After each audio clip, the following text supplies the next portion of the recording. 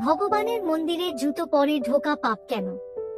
আমরা প্রতিদিনই ভগবানের মন্দিরে যাই, প্রণাম করি, ফুল দিই, কিন্তু কখনো কি ভেবে দেখেছো কেন সবাই বলে মন্দিরে জুতো পরে ঢোকা পাপ? একজন ছোট ছেলে একদিন মন্দিরে গিয়েছিল তার বাবার সঙ্গে। বাবা বাইরে জুতো খুলে রেখে ঢুকলেন, কিন্তু ছেলেটা জুতো পরেই ঢুকে পড়ল।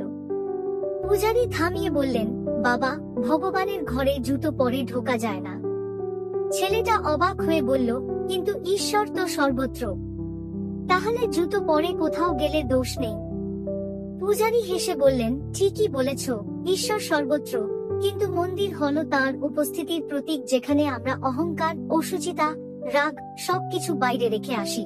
জুতো খুলে রাখা মানে আসলে শরীরের সঙ্গে সঙ্গে নিজের অহংকারও খুলে রাখা। জুতো বাইরে থেকে মাটি, ধুলো, ময়লা এসব নিয়ে আসে। মন্দির হলো পবিত্র স্থান, যেখানে প্রতিটি ইট, প্রতিটি ধূলিকণাতেই ভগবানের শক্তি থাকে। তুমি যখন সেই জায়গায় প্রবেশ করো, তখন তোমার মনও যেন পরিষ্কার থাকে। এটাই আসল মানে। অনেকেই ভাবে এটা শুধু নিয়ম, কিন্তু না, এটা এক ধরনের ভক্তির চিহ্ন। যেমন মা বাবার সামনে মাথা নিচু করি সম্মানে, তেমনি ভগবানের ঘরে পা খালি রাখি শ্রদ্ধায়।